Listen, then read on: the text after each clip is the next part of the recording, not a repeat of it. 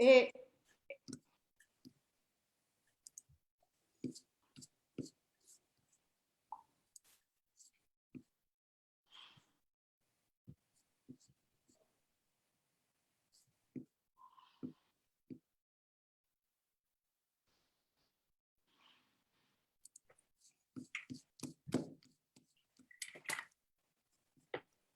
¿Ya podemos comenzar? Hola, ¿estamos listos? ¿Estamos al aire? pues Mayu no Sí, se puede. estamos al aire. Sí. Ok, entonces comienzo. Buenos días, estimada audiencia. Es un gusto poder estar con ustedes. Mi nombre es José Vidal Jordán, presidente de la Asociación de Fotoperiodistas de Perú.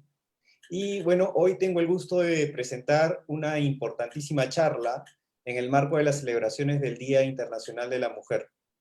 Es la primera vez que tenemos un encuentro de fotógrafas pioneras en el ámbito periodístico de los años 70, 1970 y 1990, ¿no? Para la AFPP, la Asociación de Fotoperiodistas del Perú, es un honor tener este grupo de reporteras que abrieron el paso a las nuevas generaciones en el oficio y profesión del fotoperiodismo. Y hoy nos van a contar un poco los pormenores de cómo inicia la mujer en los medios de comunicación. La Asociación de Fotoperiodistas del Perú, en su permanente esfuerzo por promover el trabajo de las fotógrafas, viene realizando todos los años actividades que promueven su labor. Hoy, frente a una crisis de medios de comunicación donde la participación de la mujer en las áreas de fotografía es casi nula, seguimos buscando esos espacios para mostrar el gran trabajo que vienen realizando en el transcurso de estos años. No me quiero extender porque tenemos grandes invitadas esta tarde. Quiero agradecer a Elsa Extremadoiro, que viene investigando el tema de las fotógrafas peruanas en el ámbito de la prensa peruana, sus orígenes, y así también como a todas nuestras invitadas, agradecerles de todo corazón por haber podido darnos un poco de su tiempo para poder reunir esta gran experiencia que tienen ustedes en esta charla. También quiero agradecer a la Asociación de Periodistas del Perú, a Renzo Chávez y a Zuliana Lainez, que nos brindan siempre el apoyo para poder realizar este tipo de conversatorios. Y hago extensivo un fuerte abrazo a todas las compañeras por el Día Internacional de la Mujer. No me extiendo más y doy paso a Elsa Extremadoiro, que es quien va a moderar el tema de que hoy día nos convoca, ¿no? El encuentro de fotógrafas pioneras. Adelante, Elsa. Gracias, José. Bueno, yo estoy un poco emocionada, así que voy a hacer un poco de lecturas, porque si no me pongo a hablar y me voy por las ramas y hablo demasiado. Les agradezco a todas por llegar hasta aquí, por aceptar participar en este encuentro. Hoy los flashes las iluminan a ustedes y bueno, estoy emocionada por este encuentro. Le agradezco a la AFP por hacerlo posible, a José por organizarlo y empiezo. Voy a hacer una presentación general del momento que vivimos y luego la dinámica es que voy a presentarlas a cada una de ustedes y vamos a hacer alguna pregunta breve para que ustedes puedan hablar y así vamos interviniendo una a una. Hay veces en que el inicio de un camino nos es desconocido. Si uso una metáfora actual, pensaría en los paraderos del Metropolitano. Usualmente me desplazo entre 3 o 5 paraderos hasta que un día me desplazo entre 3 o 5 paraderos fijos hasta que un día me toca ir a visitar a una amiga en Comas y al llegar a la estación del Naranjal descubro que es una parada gigantesca, ebulliente y riquísima. Así me sentí cuando en el 2019 vi la muestra de Alicia Benavides y poco después estuve en la charla organizada por la Asociación de Fotoperiodistas donde participó Beatriz Suárez. Ellas, ustedes, todas estaban cerca, vivísimas y llenas de ricas historias y yo las desconocía prácticamente todas. Ese fue el origen de este encuentro y a continuación haré un resumen del origen en general. A ver. Durante la revolucionaria y peliaguda década de los años 70 del siglo pasado, un puñado de intrépidas mujeres se lanza a las calles cámara en mano con el fin de cubrir las noticias del día. Este hecho ocurre relativamente cerca en nuestra línea de tiempo y marca el inicio en las lides del fotoperiodismo para las mujeres peruanas. Con él se abren espacios laborales y se traza el derrotero de un camino que irá construyéndose tramo a tramo y en el que todas las aquí presentes tendrán un rol pionero. Ser autodidactas y madres de familia no detuvo a las primeras fotógrafas. Ellas abren las primeras puertas y forjan su experiencia con tenacidad. Un segundo grupo debe salir a estudiar fuera del Perú porque la enseñanza en el país era rudimentaria o inexistente. La enseñanza en fotografía. Posteriormente, en los albores de la década de los 90, una primera generación de universitarias egresa de las aulas y consolida su presencia en diversos medios de prensa.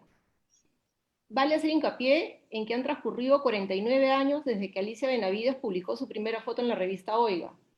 Desde entonces, múltiples transformaciones en el medio.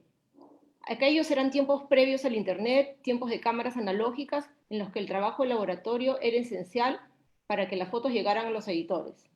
Ese tiempo se acabó. De aquellos tiempos y sus dinámicas de trabajo vintage que han cedido el paso a las nuevas generaciones digitales productoras de imágenes ultraveloces, solo sobrevive la fotografía. Felizmente.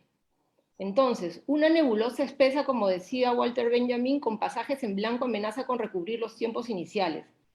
Cada vez las memorias se borran con más facilidad, sea porque muchas de las publicaciones ya están fuera de circulación y algunos archivos han desaparecido, sea porque, como sabemos, la producción de libros es dificultosa e incipiente.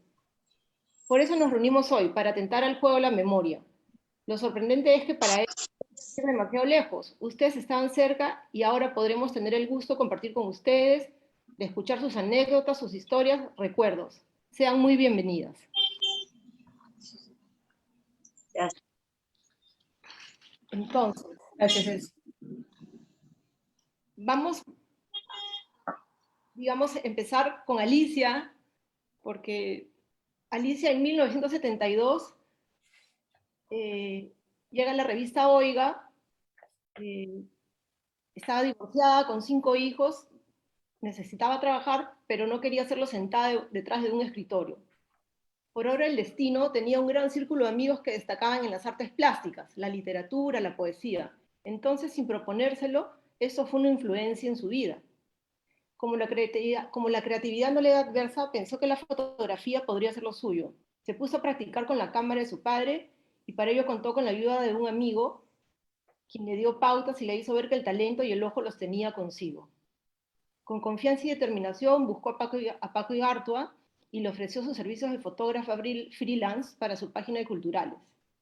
Esto la convierte en la primera fotógrafa en llegar a una redacción periodística. Creí que te quedarías un mes, pero veo que te llevas de maravillas con la gente y con el trabajo, le dije Igartua varios meses después. Alicia, eres reconocida por ser una gran retratista, sin embargo, también conoces la vehemencia de cubrir manifestaciones, las aventuras de salir a las calles. Cuéntanos cómo fue esa historia con el príncipe que fuiste a fotografiar al Cusco. No era un príncipe, era primo de Juan Carlos, y él debió ser el rey, y no, pero Franco no lo eligió a él porque no, el otro era mejor. Bueno, ese fue el único trabajo que yo hice como paparazzi, y que fue una experiencia muy especial, la verdad. Bueno, simplemente me imaginé, sabía qué días iba a estar en Lima, me imaginé que iba a ir al Cusco, me imaginé qué día iba al Cusco y me lancé en un avión corriendo, lo tomé cuando ya iban a cerrar la puerta del avión y no tenía el pasaje ni nada, y bueno, tenía mi credencial de caretas, sí, era la época de caretas. Y nada, pues llegué al Cusco, es muy largo de contar, cómo me imaginé dónde iba a estar y tuve la suerte, claro, no era difícil. El primer día iba a ir a Machu Picchu, el segundo día al Cusco. Y me fui a Machu Picchu y llegó. Y así, bueno, pude tomar las fotos y se publicaron a tiempo en una revista española, porque fue a pedido de una revista española. Y bueno, en realidad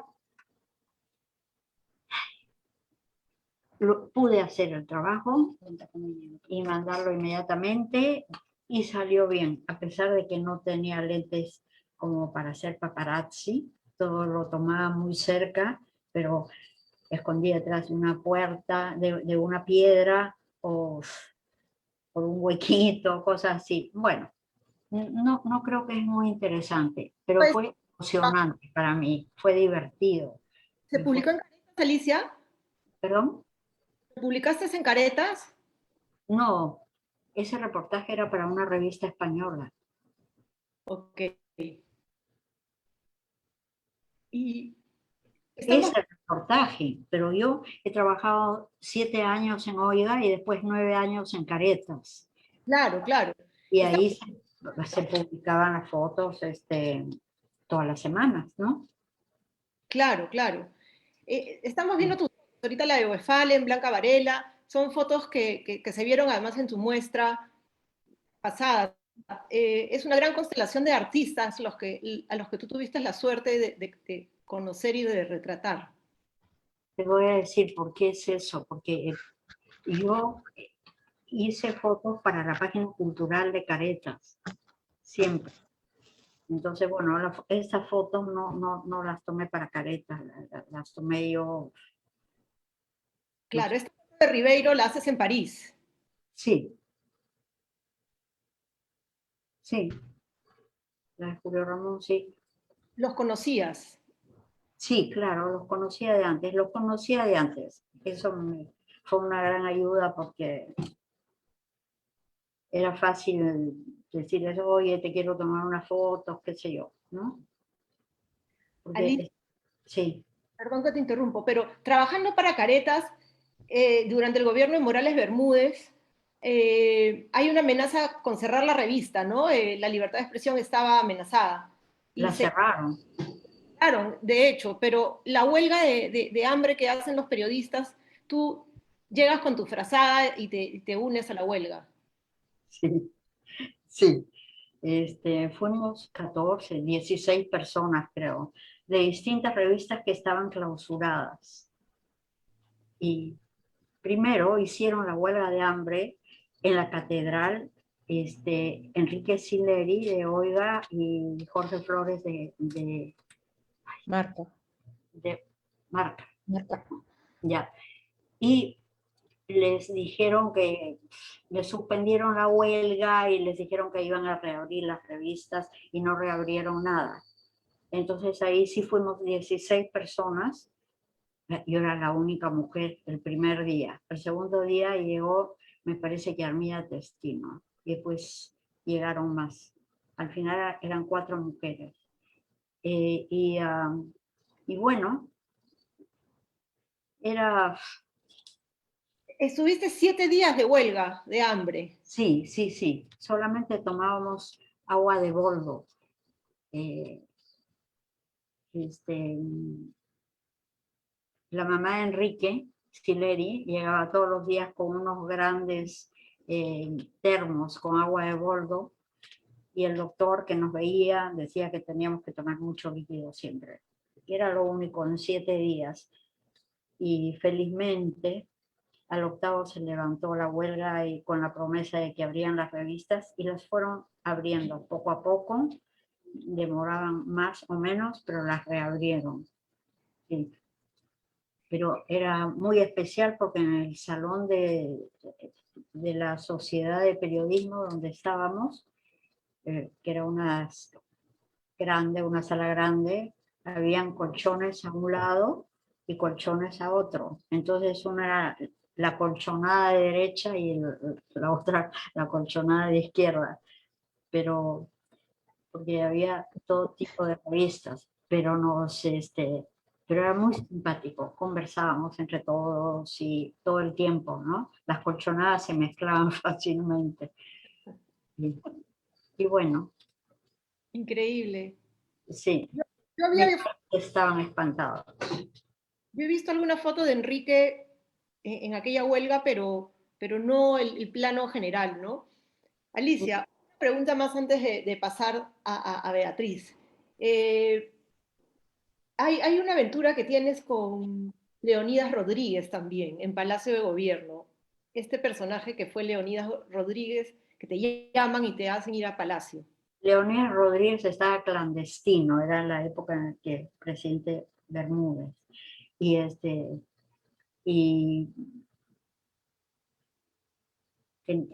absolutamente clandestino y absolutamente buscado, lo buscaban. Y a mí me pidieron que fuera, me dijeron, Leonidas va a ir a Palacio un día a la tal hora a pedir una conferencia, poder hablar con el presidente Morales Bermúdez, no Bermúdez, ya. Y entonces queremos que tú tomes fotos de eso. Pero claro, era en el momento que iba a llegar Leonidas Rodríguez a Palacio, era exactamente el momento en que por la otra puerta, por la puerta principal, Morales Bermúdez iba a recibir al nuevo embajador de Francia que estaba yendo a presentar sus credenciales. Eso ellos lo sabían muy bien, los que organizaron esto. Entonces, a mí me avisaron que va a llegar en un Volkswagen verde, qué sé yo, y yo estaba en la esquina haciéndome que estaba tomando fotos de no sé qué, y en eso vi el Volkswagen, fui a la puerta y Leonidas Rodríguez sube las graditas y le preguntan, el guardia de la puerta le dice, señor, ¿qué desea? Y le dice, soy el general Leonidas Rodríguez y vengo a pedir una audiencia con el presidente Morales Bermúdez. Entonces el hombre se quedó así, lo saludó, y hizo así, pero así. Y yo ya estaba ahí al lado tomando esas fotos. Y entonces él entré yo junto con él, y vino una persona corriendo a decir que desea, qué sé yo. Bueno, la cosa es que estaban todos muy sorprendidos y yo tomé muchas fotos en ese momento y los organizadores habían pedido a la prensa nacional y algunos de prensa nacional y otros de prensa internacional que fueran a Palacio de Gobierno por la puerta por donde entró Leonidas Rodríguez a la tal hora. Creo que los llevaron, porque llegaron en mancha. Y mientras le estaban diciendo a Leonidas, el presidente no puede atenderlo, y él dejaba un papel, una solicitud. Y entró toda la prensa y comenzaron a tomar fotos en ese momento. Leonidas Rodríguez salió y lo esperaba una motocicleta que lo sacó contra el tráfico. Y los patrulleros que lo iban a detener. A detener se quedaron parados porque no podían ir contra el tráfico. Y bueno, fue todo muy emocionante y muy bien organizado. Y mis fotos salieron en caretas una cantidad y doblaron el tiraje. Salieron varias páginas como nunca. Y Enrique me dijo, que conste que somos enemigos de Leonidas Rodríguez, pero es un buen reportaje. Sí. Y bueno, eso fue también un reportaje que especial para mí, porque era como muy tenso, muy extraño. Y bueno, eso es todo. Muy emocionante, Alicia, muchas gracias. Hasta aquí nos has hecho sentir aquí un poco el vértigo de ese momento, porque, por supuesto, involucraba muchos actores, oficiales, no oficiales. Sí. Y ese Al tipo. final me dijo el señor, uno de Palacio, me dijo, señora, deme su cámara. Yo le dije, mi cámara no, le daré el rollo. Por supuesto que tenía bien a la mano una cosa para darle el falso. Pero en ese momento entraron todos los periodistas, los que llegaron, sí. Pero bueno, no es lo mismo que tomar retratos. Claro que no, claro que no. Sí. Muchas gracias, Alicia. De nada. Lindo, lindo escucharte. Vamos a pasar con Beatriz para que luego al final podamos todas quizás hacernos comentarios y nos vamos apurando un poquito yo me voy a ir apurando para que todas puedan tener la oportunidad de comentarse sus intervenciones. Eh, Beatriz trabajó para el diario La Prensa, para la revista X y fue una activa integrante del movimiento feminista Manuela Ramos. Eh, Como autodidacta, tenía un laboratorio en su casa donde revelaba las fotos que hacía con su Rolleiflex, que regaló de su padre. Un domingo de familia regresaba a su casa con su familia en el automóvil, en el Volkswagen familiar, y se encuentran con que había un microbús ardiendo en la avenida Venezuela, si no me equivoco. Y Beatriz no... Sí, Argentina. sí, en la Argentina. Si bien Beatriz no se planteaba ser fotoperiodista, sin embargo, al ver la escena, el escenario del bus en llamas, pues no duda ni 2 minutos y se bajó del auto para ir a hacer la foto del vehículo en llamas.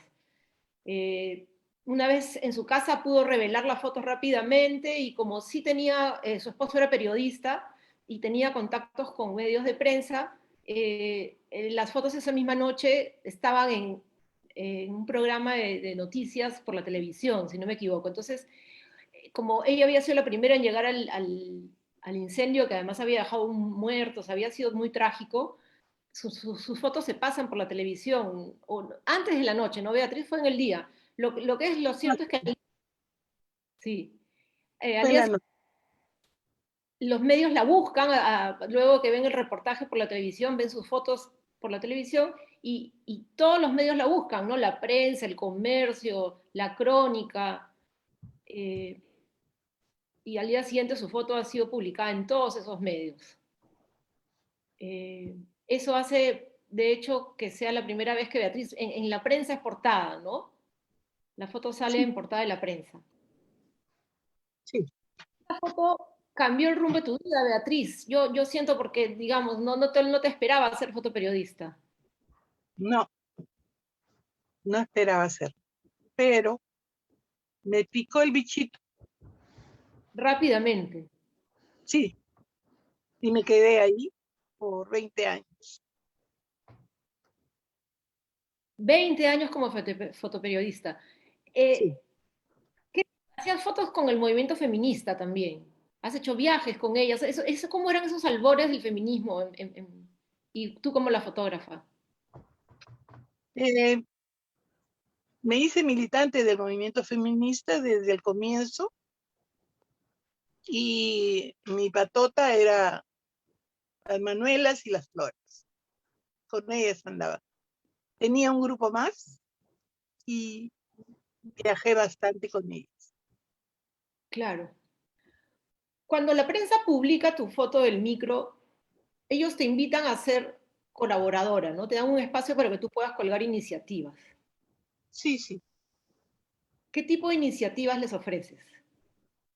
Eh, lo que encontrara en la calle y que me pareciera una novedad gráfica e interesante. Claro. Ahí estamos viendo tus fotos. Ajá. Los barrios eran, en verdad, muy parecidos a lo que hoy día todavía encontramos en algunos lugares del centro. Sí, no ha cambiado mucho. Beatriz, también trabajando para las Manuelas, hiciste fotonovelas. Ellas tenían una revista que se llamaba justamente Manuela y se dedican a hacer fotonovelas que denunciaban la violencia doméstica, el acoso, había una defensa del aborto. Eso es en los primeros años de los 80. Eran tiempos donde apenas se visibilizaba esa problemática, sin embargo, es una labor de alguna manera pionera también, ¿no? ¿Cómo era ese proceso de trabajo? ¿Era una dinámica grupal? Em, sí, de todas maneras había trabajo de grupo, porque se planteaba un, un tema y a partir de eso lo trabajábamos y yo hacía toda la parte gráfica. Eso Claro, fue lo que en Fotonovelas. Fueron varias. claro. Aquí estamos viendo algunas de tus fotos. ¿Estas fotos las publicaste en la prensa? ¿Las que estamos viendo? No, esas fueron publicadas en una muestra que hice en la Universidad de San Marcos, el año 2015. Ya. Alicia, eh, Beatriz, Dime. el día del incendio, ¿cómo fue revelar las fotos en tu casa? Tenías un laboratorio en tu casa, me dijiste. Sí, Entonces, eh, eran películas de 6x6 y revelaba, tenía mis carretes, todo y a mano, mis químicos y trabajé el tema inmediatamente y a la tarde ya tenía las fotos listas. por eso es que pudieron ser publicadas al día siguiente. No, a la noche, en el noticiero. Ah, ok, pero ¿y en los medios cómo llegan al día siguiente? Es que en la noche, cuando yo tengo mis fotos en el canal 4 y 5 era, llegan los reporteros que no tenían el material Ok, y entonces ellos se repartieron las fotos. claro, claro. Gracias, Beatriz. Es muy interesante cómo un acto fortuito te puede haber abierto las puertas para desarrollar una carrera. Sí, yo tenía mis hijos pequeños. Exacto. Ujú. Pero siempre tuviste el apoyo de tu esposo que te permitió seguir tu carrera. Sí, sí, Voy, hemos hecho trabajo juntos también. claro, has hecho un libro, has publicado un libro con retratos Sí, para sus entrevistas. ajá. Hacía la entrevista, la foto y volvía de donde fuera, ¿no? Cusco, em, Ayacucho, Huancayo, siempre estaba viajando. Increíble. Y eran músicos folclóricos, casi todos, ¿no? Músicos, pintores, en general arte popular. Se trabajaba arte popular. Era la época mm, de, de la revolución de Velasco Alvarado. Claro, claro, claro. Todos los Ah, 70, estábamos motivados por eso. sin duda. Ujú. Ustedes, tú trabajaste en la revista X, y es una revista de izquierda, si no me equivoco. Se puede decir que sí, sí, aunque tengo mis dudas todavía. Muchas gracias, Beatriz. Vamos ahora a conversar con la China Barrantes. La China nos va a contar, bueno, la China, muy jovencita, trabajaba de manera, me parece que todavía era autodidacta, y trabajaba alfabetizando mujeres, y utilizaban medios audiovisuales. Eh, gracias a ello, la China descubre el valor de la imagen, ¿no? Porque eran mujeres que aprendían a leer a través de imágenes. Poco tiempo después, estamos hablando del año 1975, la China sigue un curso de fotografía en Sao Paulo y se compra su primera cámara. Paralelamente arma su laboratorio en casa. Creo que todas tenían laboratorios, casi todas en su casa, ¿no? Y empieza a trabajar como fotógrafa freelance para pequeños diarios alternativos de origen sindicalista que estaban ligados a la izquierda. En esa época la calle era tan o más agresiva que ahora. La China me decía que ella arriesgaba su vida, la policía la cachiporreaba sin reparos, cachiporras, ¿no? No, y a veces no firmaban sus fotos, el pago por las fotos era escaso, pero ella persistía en la labor.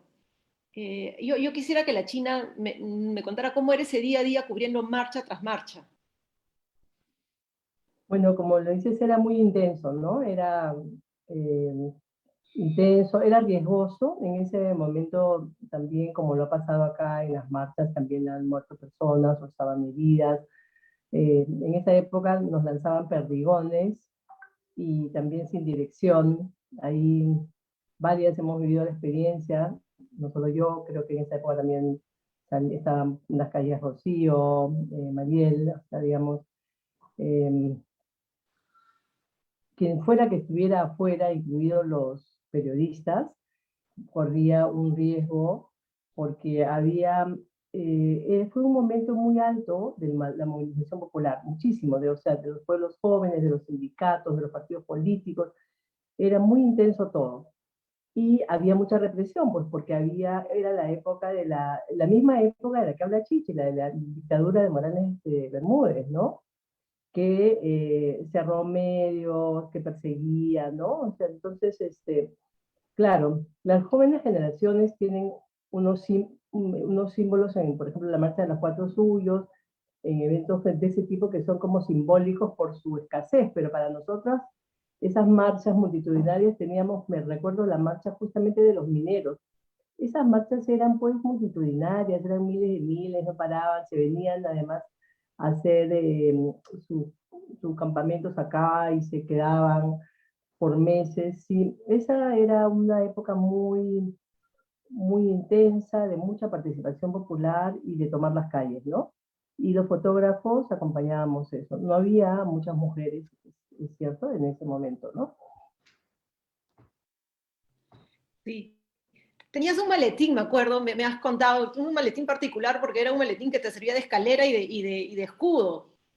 Ah, claro, pues como yo soy chatita, en realidad necesitaba, para tener una vista mayor, me trepaba, tenía un maletín de metal que lo utilizaba efectivamente, pues tendría pues unos 30 centímetros, o sea, pues ya me daba altura para poder estar por encima, sobre todo cuando había aglomeración de fotógrafos, y me servía de escudo para muchas cosas, ¿no? Contra la policía, pero también contra esto que hemos dicho, que te he contado, pero que se sabe poco, pero que es que había un poco una especie de resistencia eh, de nuestros compañeros, de nuestros colegas hombres, a que las mujeres cubriéramos los temas que tuvieran ellos como sus preferidos, ¿no? O donde ellos se consideraban los especialistas y más o menos como que, ¿qué hace esto acá? Entonces, para liberarnos también para defenderme de alguna manera de empujones o de, Cierto o sea, boicot. sí, me servía de protección, era mi escudo protector. También, obvio, si pasaba algo con la policía, bueno, siempre también tú sabes que le das una vueltita y cae, pues disparado, ¿cómo se llamaba esto? En la época del Link había, pues que tú girabas como con una piedra, había una piedra al final y una soga, ¿no? Igualito, entonces el maletín se convertía en la soga y lo hacía rodar alrededor mío como para protegerme, ¿no? Eh, China, Sí. el oficio de reportero era un oficio, pues, no era un oficio bien pagado, no era un oficio tampoco que enorgulleciera no al fotógrafo en sí, sino, en fin, era un oficio menor, se podría decir. ¿No? ¿Cómo? Totalmente. Creo que después del portero estábamos nosotras, porque en cuanto a, y nosotros, hombres o mujeres, ahí no había tema. Era un oficio menor, no, primero que no éramos profesionalizados, entonces no se consideraba pues como ahora, ¿no? El fotógrafo, el fotoreportero, no, no. Éramos fotógrafos, pues, ¿no? Que estábamos ahí, ganábamos menos que un periodista que escribía bien, ¿no? O sea, no, independientemente de que seas buena o mala, ganábamos menos, ¿no? O sea, sí había una discriminación hacia el oficio en ese momento en el que yo empecé a ejercer. ¿Cuánto ha cambiado, felizmente? Tú, luego de salir embarazada, dejas la fotografía y te has dedicado a hacer trabajo social, ¿no? Pero hace unos 2 o 3 años, no estoy segura en qué, pero volviste a hacer fotografía, hiciste una muestra. ¿Qué se siente volver a la fotografía después de haber hecho un break tan largo? Uy, bueno, primero que es súper como, es reconfortante. Realmente cuando tú tienes una pasión, lo que me he dado cuenta es que en realidad nunca vas a dejar de ser fotógrafa, porque lo llevas en la sangre, en las venas, es algo que no es racional, ¿no? Y yo volví a la fotografía por esa pasión. La propia pasión me dio la oportunidad. Yo en realidad siempre quise volver a la fotografía. Yo la dejé porque haciéndome de 3 hijos eh, que tenía que mantener como cabeza de hogar y siendo fotógrafa en una época en que pagaban mal, pues no la iba a hacer, ¿no?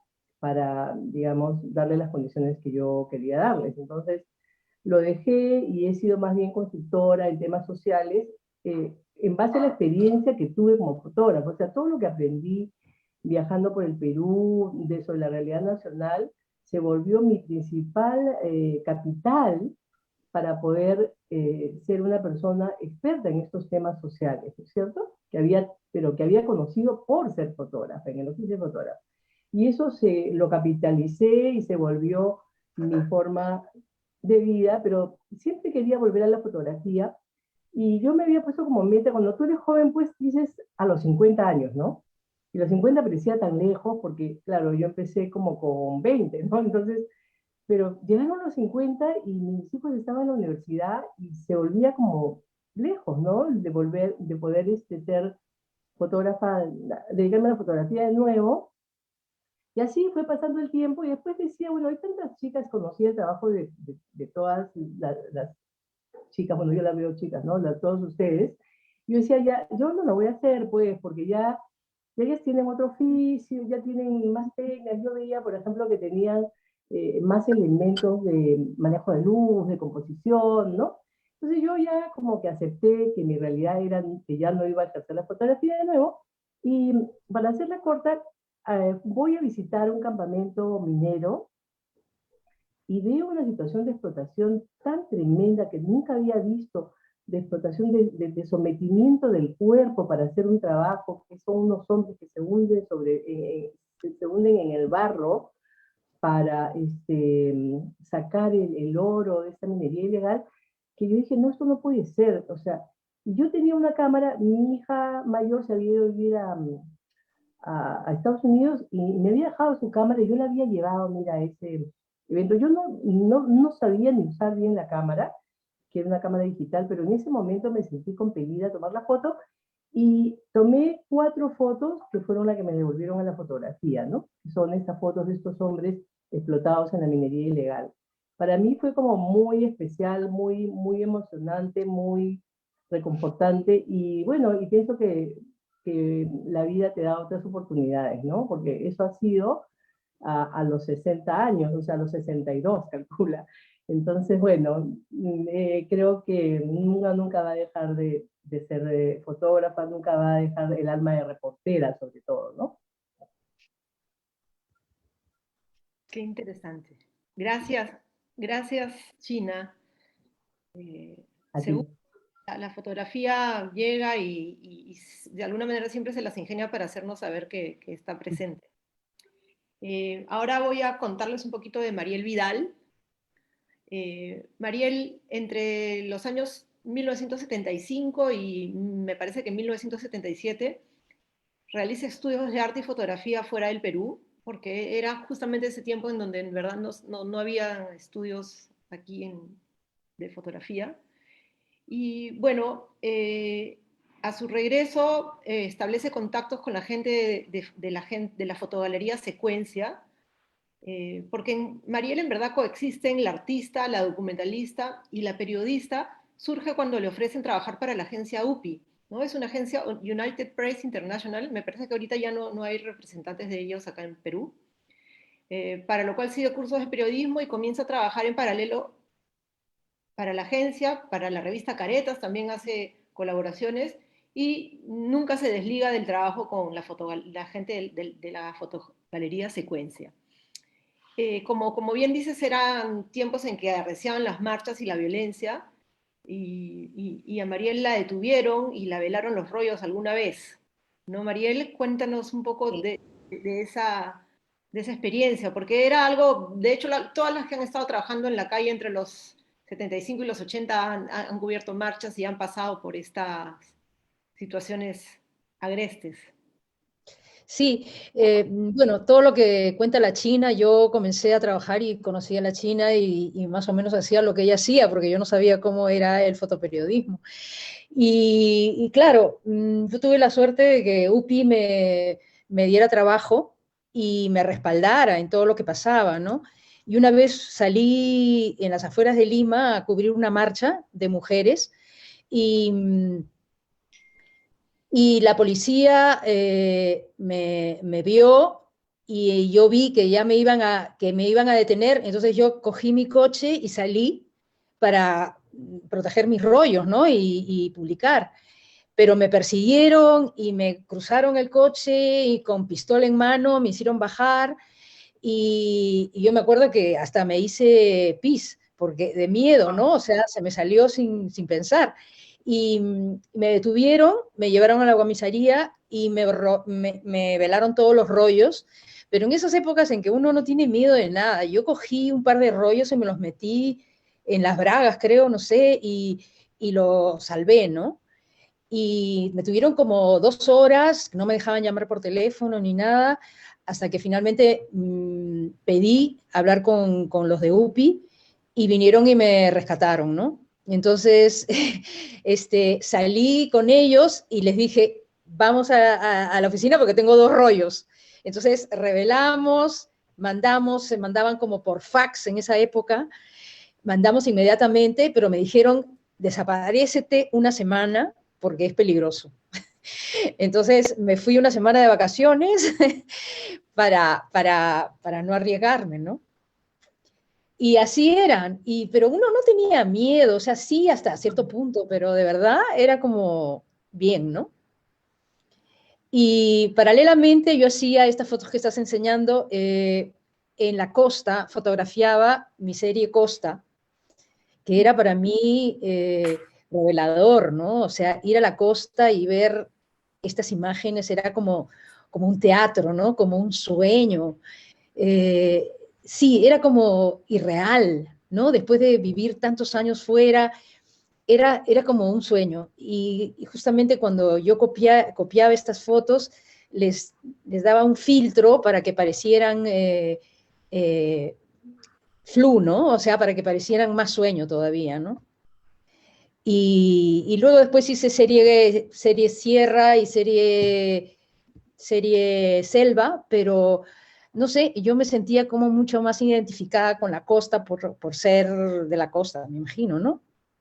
Me dices además que la gente se dejaba fotografiar con más... Sí, o sea, en la costa la gente no se dejaba fotografiar, le gustaba que la fotografíes, ¿no? Mientras que en la sierra no me pasaba eso. O sea, yo me acuerdo haber estado una vez en un mercado en Juliaca y fotografiando, siempre tratando de hacer un contacto visual primero antes de disparar, pero me tiraban patatas, tomates y todo, ¿no? O sea, y dije, no, entonces yo aquí no puedo, ¿no? Aquí no, o sea, aquí no soy bien recibida, ¿no? Entonces no lo hacía. porque sí quería yo siempre que la gente, cuando yo la fotografiaba, que estuviera un poco conmigo, ¿no? Que estuviera de acuerdo, ¿no? No quería ir en contra. Aquí vemos a los fotógrafos, ¿no? A los fotógrafos que hasta hace poco todavía podíamos encontrar uno que otro en las Y plazas. eso era en Huacachina, me acuerdo. Estos fotógrafos que te tomaban fotos ahí nomás con su caja y eso, ¿no? Que era muy simpático, que creo que todavía existe, ¿no? Sí, que quedan algunos muy poquitos quedan, me parece. María, el Sí. trabajo también para el suplemento Caballo Rojo, el Bueno, suplemento, ese fue mi trabajo maravilloso, y creo que todavía es el trabajo más lindo que he tenido en mi vida, porque yo comencé a trabajar en Marca, el periódico, y luego después salió el Caballo Rojo, ¿no? Entonces, con Toño teníamos muy buena relación y me dijo, vente con nosotros a trabajar full. Y estuve con él trabajando, era una delicia trabajar con Toño, porque era muy profesional y sobre todo yo sentía que respetaba mi trabajo y me dejaba hacer, me pedía ideas y yo se las daba y él las aceptaba. Y entonces diseñábamos las páginas con las imágenes. Yo venía con ideas así un poco más, un poco diferentes, ¿no? Y entonces él me dejaba hacer. Y fue una delicia trabajar con él. Y con todo el equipo del Caballo Rojo, ¿no? Era una época lindísima. muchas gracias, María. Sí, sí, es muy emocionante escuchar que muchos, ya, yo no alcancé a ver el suplemento, o sea, Pues yo quiero rescatarlo porque me gustaría tenerlo. Yo sé que hay gente que lo tiene, creo que en la Biblioteca Nacional lo puedes conseguir. Me encantaría, cuando vaya a Lima, sacar una copia digital y hacer un libro, porque me encantaría recordar más de lo que recuerdo, ¿no? tú vives ahora en Madrid, en España, perdón. Vivo en España, vivo entre Toledo y Madrid, sí. O sea, No has dejado de fotografiar nunca. ¿qué?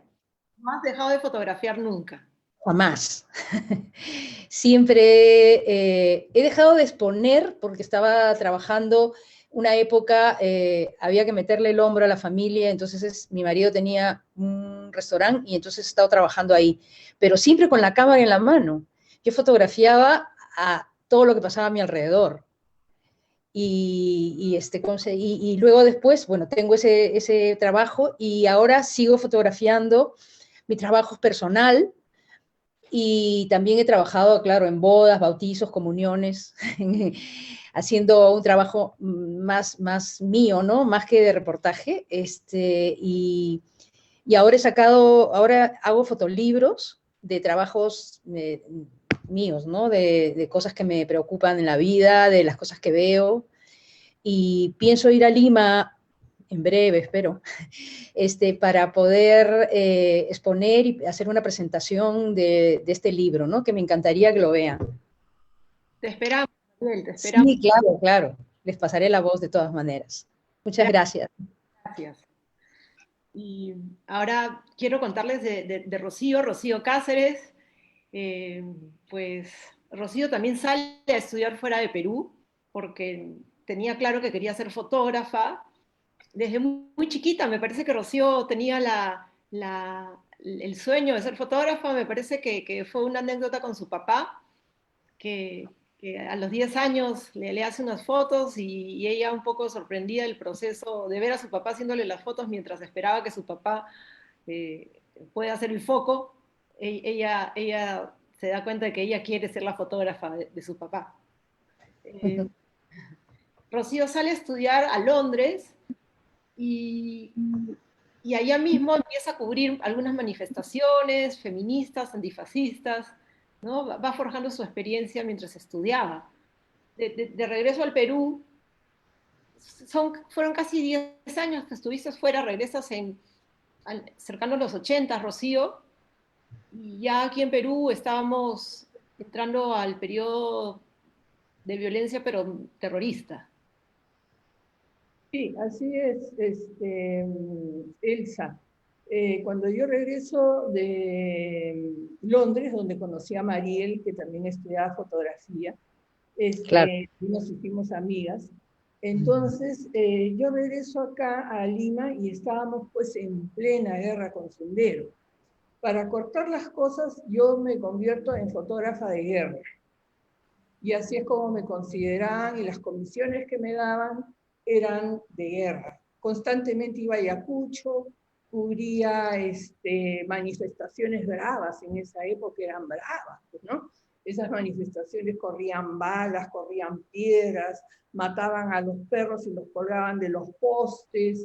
Era una cosa atroz, ¿no es cierto? Iban con cadenas así para tirarle a todo el mundo. Entonces eran unas mini guerras también, ¿no? Entonces, me asignaron, me acuerdo, cubría Fujimori antes de que saliera electo. Entonces, tomo unas fotos y él me llama en su casa a que entrara, ¿no? Le había tomado unas fotos donde había salido pues con este vestido de japonés con una espada, ¿no? Que lo había alterado muchísimo. Fue una foto que él no le gustó, pero nada, ¿no? Entonces él me llama, en ese momento que yo estaba cubriendo en su casa afuera con muchos otros periodistas, y estaba enojadísimo el pata. Me llama y entro, y sobre la mesa del comedor había cualquier cantidad de periódicos donde habían salido la foto de él, la que yo le había tomado a él, ¿no? Entonces él me espera con una espada, con una yakuza, así media, las yakuzas son pues medias dobladitas, ¿ya? Entonces me dice, ven, me acerco a la mesa, yo ni idea, ¿no? Me acerco a la mesa y veo todas mis fotos en todos los periódicos según el del mundo. Y me dijo, este periódico japonés jamás publica fotos. Hace más de 60 años que este periódico, desde que salió, no ha publicado una sola foto.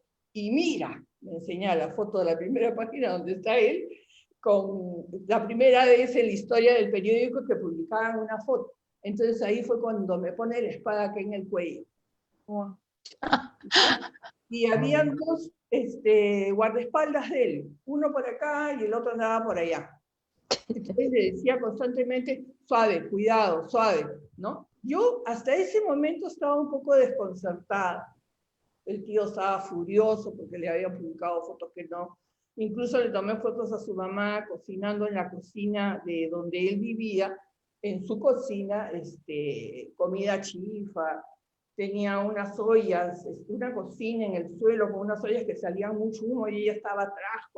No le gustó nadita, ¿no? Entonces me dice, ¿cómo te has atrevido? Que esto, que... Y ya ni me acuerdo de sus palabras, ¿no? Y conforme se ponía más colérico, me empujaba más la espada en el cuello, ¿te das cuenta? Hasta que uno de sus guardaespaldas se acercó y le bajó la mano, ¿no? Le dijo, suave, cuidado. Entonces, esa fue una de mis experiencias fuertes. Pero en ese sentido, ¿no? tú le respondes a Fujimori en algún momento y le dices, usted Claro, él, cuando ya me estaba yendo gracias a sus guardaespaldas, ¿sabes? Porque él no me quería dejar ir. O sea, ellos entraron a separarlo, en todo momento estuvieron atrás mío para que yo me fuera. Entonces, cuando estaba subiendo unas escaleritas, no sé, me dijo, no me acuerdo exactamente qué me dijo, te conté a ti, creo, ¿no? ser presidente, ya verás, yo voy a ser presidente. Ah, sí, me dijo, yo voy a ser presidente, ya vas a ver. Entonces yo volteo ahí y le digo, y llorarás lágrimas de sangre. Y los dos guardaespaldas prácticamente me empujaron para afuera, ¿no? Entonces salí en ese momento y ahí fue donde ya me quitaron la asignación periodística de cubrir a Fujimori porque se morían de miedo de que me hiciera algo, ¿no? Cubrí Ayacucho muchas veces, en Ayacucho bajé a los infiernos, ¿no? Realmente creo que jamás en mi vida estuve en un sitio tan... Era el infierno, el mismo infierno. Salíamos, lo que se usaba en aquella época de un fotógrafo periodista, es que salías con un pelotón, ¿ya? Del ejército, con sus metralletas y toda la historia, toda la parafernalia, y el fotógrafo y el periodista iban con ellos, pues, ¿no? A cubrir, ¿ya? Entonces, algo que ocurría que yo hasta ahora no me lo explico fue que cuando pasábamos se prendían los focos de luz de la calle, ¿no? Entonces entre ellos hablaban y decían, ¿cómo controlan todo? Bueno, en eso se acerca un hombre ayacuchano, ¿no? Yo me acuerdo perfectamente de él, era de noche, salíamos como después de las 10 de la noche, creo que era. Lo agarran, ¿no? Y le dice, ¿tú qué haces? Había toque queda, obviamente. Entonces dice, no, que mi esposa está mal, que voy a la farmacia. Imagínate, a la farmacia a las 10, 11, 12 de la noche. Lo llevaron a un descampado y le sacaron la mugre al pobre hombre.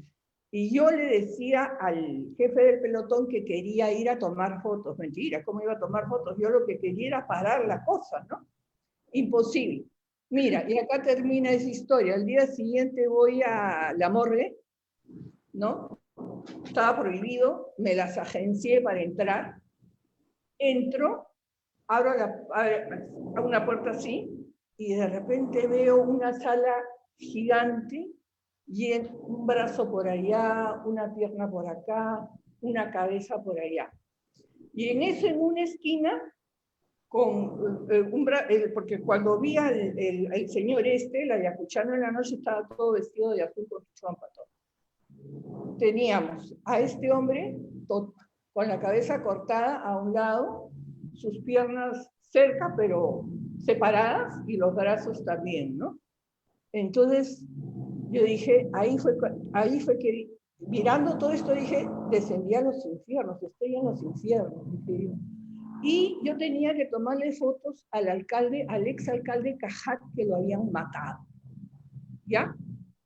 Entonces había un hombre en la mesa esta donde ponen a los muertos, y dos tíos, dos enanitos, dos personas muy bajitas, que me llamaron la atención, que estaban comiendo. Imagínate toda esta sala y estos tíos estaban tomando su lonchera ahí al costado del muerto.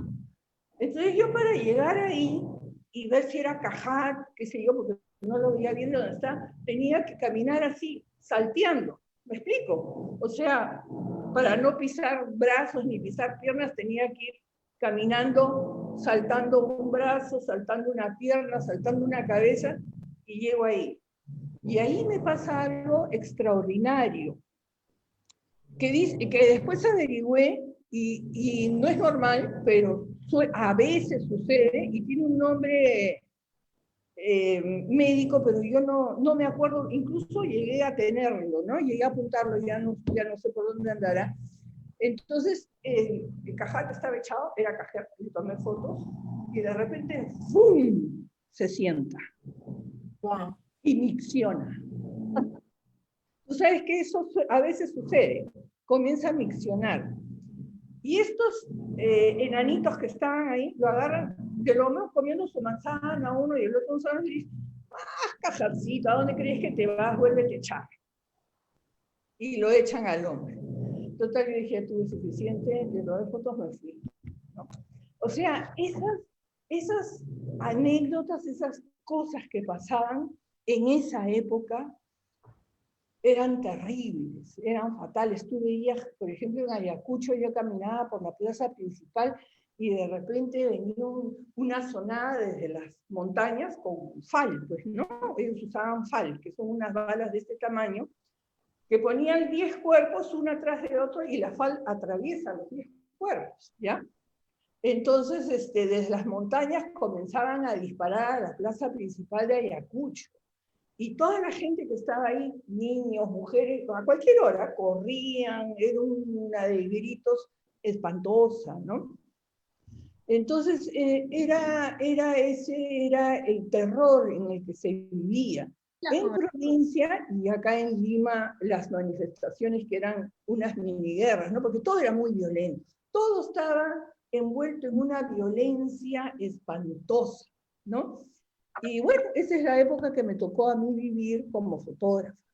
Sí, Rocío, impresionante. Muchas gracias. A ti, Elsa, gracias a ti. Vamos, yo no llevo mucha cuenta del tiempo, pero me parece que de todas maneras ahí todavía tenemos tiempo y todavía tenemos fotógrafas. Ahora quiero contarles de Mónica Newton.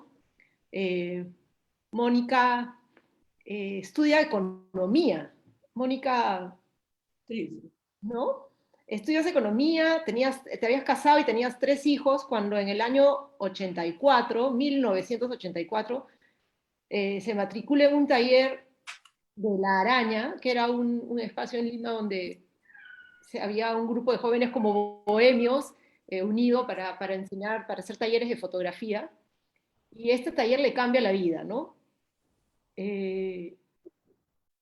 Como fotógrafa, trabajó para el diario Ojo y para la revista Sí, y fue parte del equipo fundador de la Unidad de Investigación de la República. En La Araña, como les decía, Mónica conoce a otros fotógrafos, amplía su mirada y se dio cuenta de que la fotografía documental era lo suyo. Uno de esos fotógrafos de los que tuvo referencias, porque había visto una exposición que él había hecho relativamente poco tiempo, fue Andrés Longhi, y Mónica decide buscarlo cuando supo que él trabajaba en el diario Ojo como jefe de fotografía. Con mucho ímpetu, Mónica se acerca a las oficinas del diario y le deja una nota que decía lo siguiente.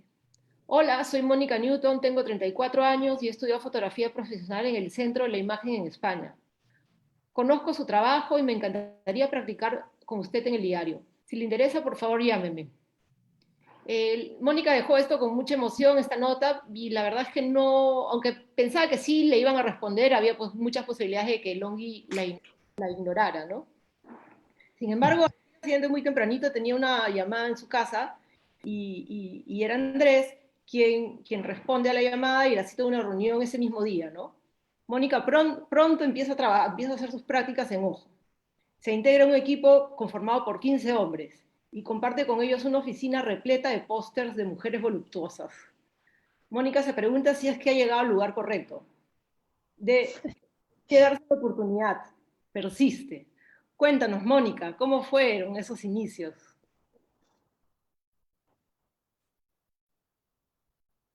Mónica, No se te oye. Se ha ido el audio.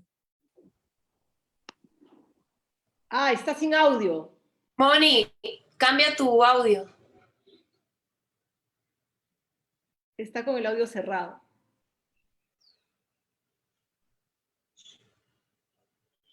Creo que ya se dio cuenta. No. Creo que está hablando, contando algo. Ahora ya se está dando cuenta. Ya. ¿Ya? No habría. Bueno, efectivamente el cita así tal como lo has contado. La verdad que estaba totalmente impresionada con a dónde había llegado, ¿no? Pero realmente quería trabajar, ¿no? Y entonces dije, bueno, acá me meto. Y sí te he contado otras anécdotas más, que ese primer día se me acerca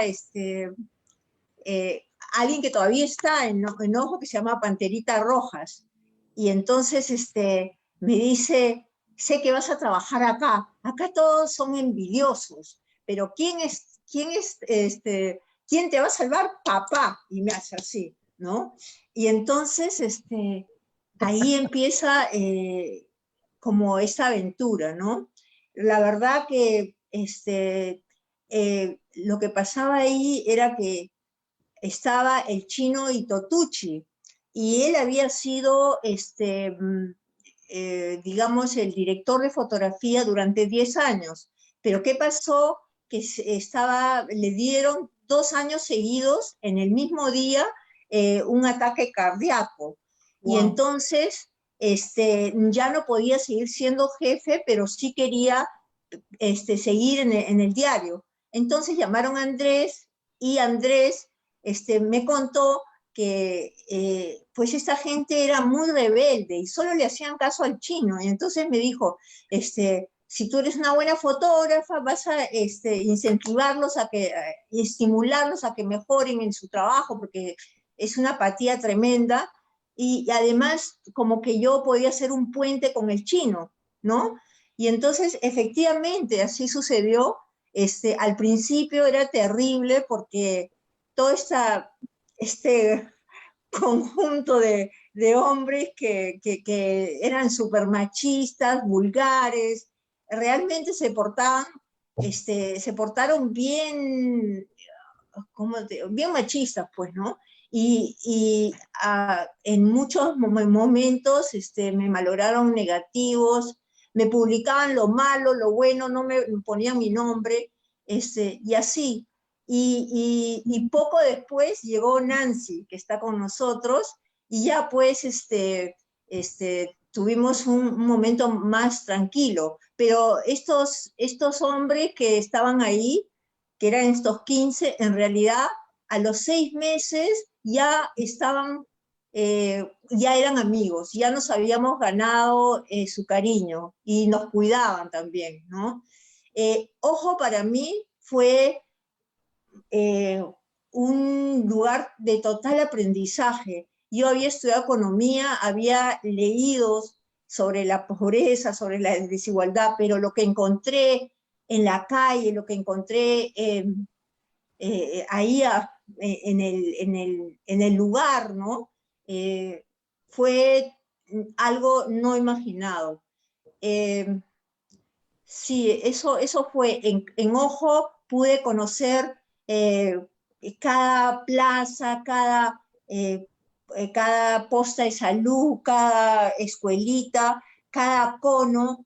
Pude realmente tener una visión total de lo que era el Perú, mi Perú, ¿no? ¿no?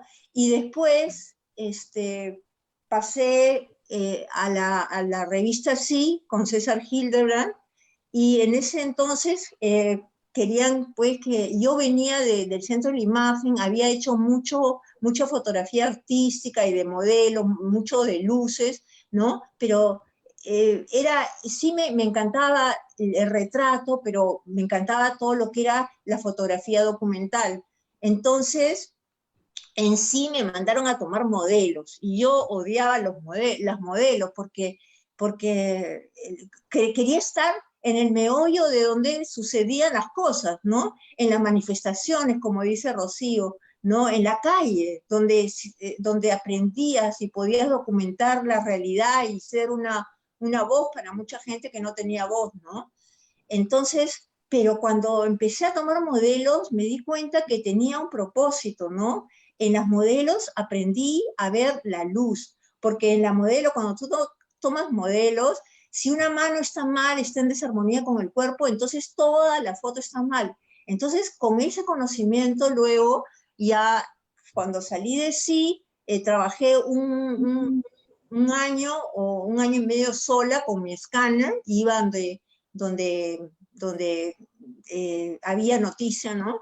Y después me llamaron de la Unidad de Investigación de la República, Ángel Páez, y estuve ahí como 6 años, ¿no? Y bueno, estas fotos que está mostrando es mi encuentro con la selva. Como como he escuchado lo que decía Rocío, ¿no? En realidad hemos visto cosas tremendas, terribles, y que también hay algunas fotografías de eso, tengo fotografías de eso se quedó también en la República, pero cuando yo llegué a la selva, me conecté totalmente con la selva. Me sentí que estaba como en un sitio conocido para mí, ¿no? Pensaba, sentía que a pesar de la violencia, por ejemplo con los Ayánica, ¿no?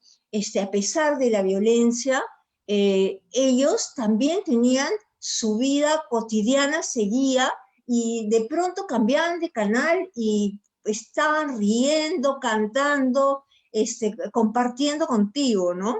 Entonces, quise fotografiar como básicamente ese documento de vida en que la vida y la muerte hacían un contrapunto, ¿no? y yo buscaba, pues, en ese entonces, pues, todas las comisiones en la selva, ¿no? Y entonces hacía estos dos lados de la vida, ¿no? Y bueno, estas fotos fueron parte de una exposición que hice en San Marcos también, ¿no? Con el CITA justamente, ¿no? Y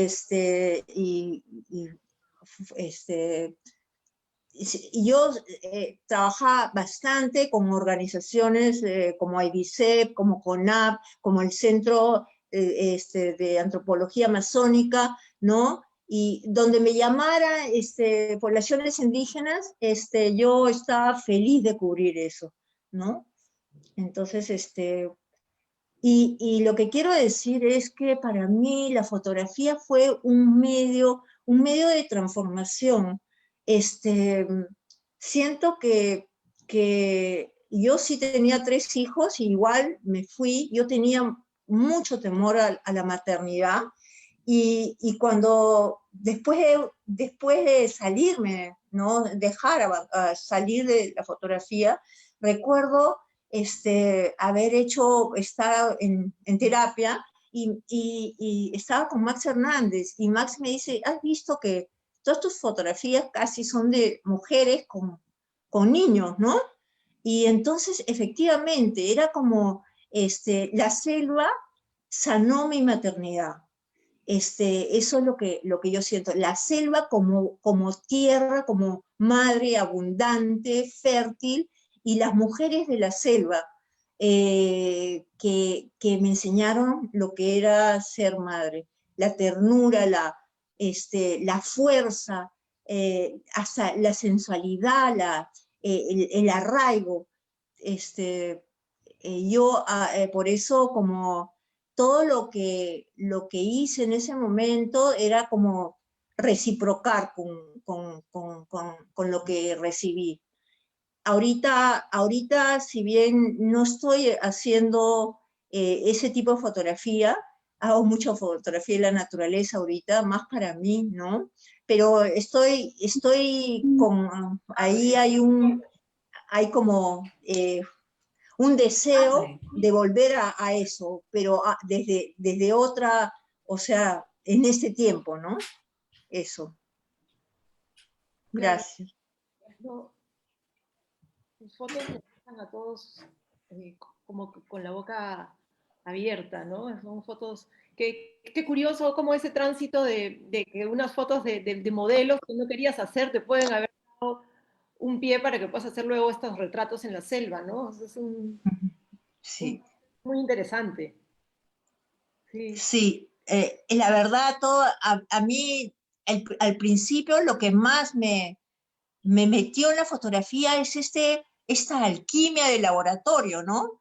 Que todas sabemos, todas hemos vivido porque teníamos nuestros laboratorios, ¿no? Este hecho de entrar a un cuarto oscuro, de poner este negativo en el espiral, de moverlo, ponerle Dectol, ponerle agua, todo esto, y que de pronto aparezcan estas imágenes en negativo, y después la luz, le pones otra luz, y en el papel sale un papel en blanco, pero ahí está todo, y de pronto lo pones en el revelado y se revela toda esa imagen que no está, pero sí. Entonces es como el conocimiento, ¿no? Como una alquimia. Eso era como lo que me llevó, digamos, el estímulo máximo para entrar en la fotografía, este proceso de transformación, y que me enseñó muchísimo. En tu proceso de transformación.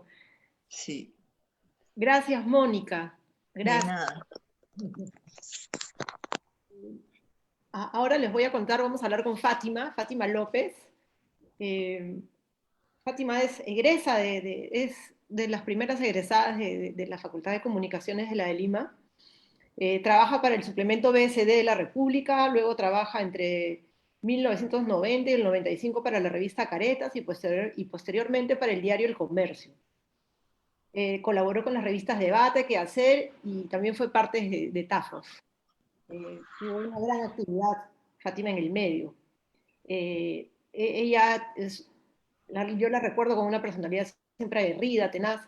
Fátima asumía los riesgos de la profesión con bastante braveza, ¿no? Como todas, mujeres muy bravas. Ella me contaba cómo las condiciones de trabajo en la época eran estrechas, y como fotógrafa tenía que trabajar con su propio equipo, tenías que conseguir la foto con apenas un rollo a veces, o 2 rollos, ¿no? El tema de los rollos en aquella época. Porque si no lograba la foto, pues lo que le esperaba eran los gritos del autor, ¿no? Muchas veces tenía que pagar el piso. Ser mujer y fotoperiodista era más difícil en esos tiempos, Fátima. Hay una cosa que a mí me sorprende, es que he escuchado no solo ahora, sino he visto también en los medios que no hay muchas mujeres fotoperiodistas en el momento. No sé si en el Perú, pero en todo caso en la prensa que sale hacia afuera, las noticias de Lima. Era difícil, sí. Posiblemente no medí nunca ni el peligro, ni las condiciones realmente absurdas con las que trabajábamos. Teníamos que llevar nuestro equipo, no teníamos seguro de salud, no teníamos seguro de vida, y simple y llanamente trabajábamos y nos íbamos a la guerra sin ningún tipo de protección y por amor a la fotografía, a la imagen, ¿no?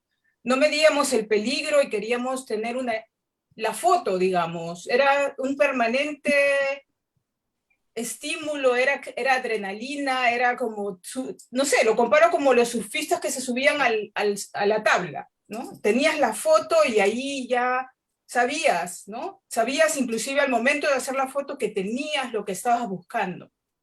Y claro, te alimentabas de películas, de libros, de las fotos de otros fotógrafos. Yo pedía siempre, cuando amigos viajaban, que me trajeran revistas de fotografía, o buscaba en el centro de Lima revistas de fotografía antiguas, Time, o digamos que medios en los cuales te podías inspirar, ¿no? Por ejemplo, bueno, recuerdo esto, es un poquito anecdótico, pero llegaba la Navidad y el regalo que le pedías a tus padres era un tambor de Tri-X o papeles Ilford, ¿no? Digamos que en la Universidad de Lima fue encontrar la magia, ¿no? Estar en un cuarto oscuro, revelar en grupo. Y lo primero que hice fue pedir tener un cuarto oscuro en casa. Afortunadamente mis padres siempre me apoyaron en todas las cosas que me interesaron, y mis obsequios de cumpleaños o de Navidad era o dinero o en sí material, ¿no? De rollos de Tri-X, papel Ilford. No había no tenía otro interés aparte de la música que material fotográfico para revelar y trabajar, a veces sin parar, los fines de semana encerrada en el laboratorio, y realmente era muy, muy feliz. Fátima, tú fuiste una de las primeras fotógrafas en llegar a Tarata. Estamos viendo tus imágenes, son imágenes brutales que están grabadas en la mente de muchos hasta el día de hoy. ¿Cómo fue eso? Bueno, en nuestra generación, y en realidad todos los que hemos tenido la mala suerte de vivir esa época tan violenta, sabíamos que había un momento en el cual estábamos en peligro si estábamos en la calle. Yo lo llamaba la hora de la bomba, ¿no? Yo vivía cerca de Tarata. Cuando escuché la explosión, yo ya estaba en pijama, y lo que hice fue ponerme un saco, cogí mi bicicleta y seguí a los bomberos que salían de la Aurora, que era la zona donde yo vivía. Fui siguiendo el sonido de las sirenas de los bomberos y llegué con los bomberos a Tarata. Y en esa calle vivían 2 o 3 amigos míos, y mi preocupación era que no les hubiera pasado nada, pero mientras iba corriendo iba llegando al cruce. Cuando llegué al cruce y vi la magnitud de la explosión, prácticamente me quedé sin aire, me agaché, me volví a levantar y empecé a tomar fotos sin parar. O sea, empecé a caminar, y encontré esto que ven, o sea, autos todavía con fuego, pedazos de gente, cabezas. Era dantesco, había olores, cosas que se habían quemado, olor a tierra, pisabas vidrio. y yo simplemente disparé sin detenerme, ¿no? O sea, seguí, en ese momento no... Autómata, ¿no? Como un autómata, como una zombie, digamos. Y realmente no se me va a olvidar y no se me ha olvidado la sensación que tuve al llegar a Tarata, ¿no? El cruce de Alcanfores con Tarata, allí fue donde tuve la primera impresión de lo dantesco que me esperaba todavía. Ahí fue cuando ya me acerqué a los autos prendidos y aún cuando había mucho peligro, ¿no? Sabía que podían explotar, pero igual yo seguía disparando. Y en esa época pues no existía la cámara autofocos, era de noche, no había iluminación, tenías que enfocar en la oscuridad y usabas un flash también prácticamente manual, ¿no? Creo que yo estaba con una Canon A1, AF1, no me acuerdo ya ahora cuál era el modelo, pero era una cámara de metal con un flash pequeñito arriba y tenía creo que además otra cámara y simplemente intercambiaba, disparaba y así pasé. Realmente además dormí allí esa noche, ¿no? Dormí en Alcanfores. Claro, pasaste la noche y... Pasé la noche en la casa de un colega, asustados los dos, ¿no? Y volví a salir en la mañana y fotografié también a la gente recogiendo restos de sus casas, entré a los edificios. En realidad fue un trastorno para todo el mundo, ¿no? Los que fotografiamos, las víctimas, la sociedad, en realidad no ha vuelto... ¿Perdón? Este fue el hito triste que marca el punto en el cual los limeños despertamos el terror, ¿no? Claro, pero ya era una sensación permanente, ¿no? Siempre había esto de que había gente sentada en algún lugar y había por allí un auto que botaba un poco de humo y creías que inmediatamente iba a haber un atentado, porque había además atentados contra personas, atentados contra locales, y esto ya fue un ataque total a la población, digamos, de la clase media limeña, ¿no? En la ciudad. Este retrato tiene una historia. Este señor es un ciudadano alemán que fue estafado en Lima. Él viajaba constantemente a Europa y tenía mucha confianza en su secretaria y le dejaba papeles firmados en blanco, y cuando en uno de esos viajes se retornó a Lima, esta secretaria había redactado un contrato de compra y venta y se quedó como propietaria del local. Eso era un hotel, una casa muy grande en Barranco, y empezó el juicio porque ella lo quería desahuciar, ¿no? Sacarlo del local, y él se atrincheró cuando fueron a ejecutar el desahucio. Se atrincheró, ahí en el piso están las bombas lacrimógenas, y lo que pasó es que él se enfrentó a la policía, y esta era la sala principal del local, y yo entré por la puerta trasera y le hice un retrato, cuando ya la policía se había ido. Llegué a Caretas y esta foto fue mi primera foto de página entera, digamos.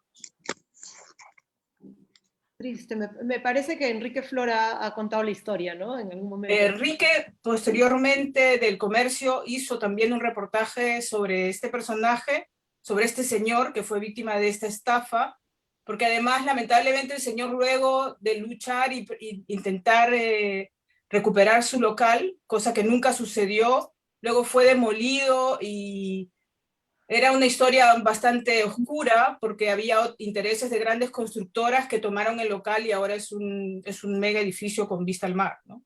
En Barranco. Fátima, ahora vives fuera de Perú y sigues haciendo fotografía. Sí, vivo hace 22 años en Bregenz, en Austria. Aquí he tenido a mis 2 hijas y sigo haciendo fotografía. Digamos, hubo un momento en que tuve que hacer una pausa. Cuando llegué, fui a Viena con mi portafolio y afortunadamente me tomaron como fotocorresponsal en esta región, que es una región que se cruza con hay un lago que compartimos con Suiza y con Alemania, y me movía por esta región, pero luego con las niñas fue imposible. Me traje una au pair española, tuve una chica argentina, para que me ayudaran a cuidarlas y para que las niñas se comunicaran en español con otras personas también. Porque yo no quería de ninguna manera que no hablaran español. Para mí era importante que hablaran español, que tuvieran contacto con su familia y que ahora me agradecen muchísimo ser totalmente bilingües, ¿no? Y luego, bueno, hice este trabajo durante 4 años y medio, fue imposible por las niñas, me dediqué para, digamos, permanentemente ya al cuidado de ambas niñas, y en llegado un momento, cuando ya las niñas han crecido, he retornado, ¿no? Hice un máster y he retornado a la fotografía. Las condiciones son totalmente distintas de trabajo allá. Siempre fueron distintas, desde que llegué, la revista para la cual trabajé, que se llama Profil, que viene a ser como la Caretas de Austria, digamos, cada vez que publicaban una fotografía mía, me mandaban el número en el cual la foto había sido impresa. Si se repetía, volvían a pagar prácticamente el 90% de la tarifa que habían pagado por primera vez.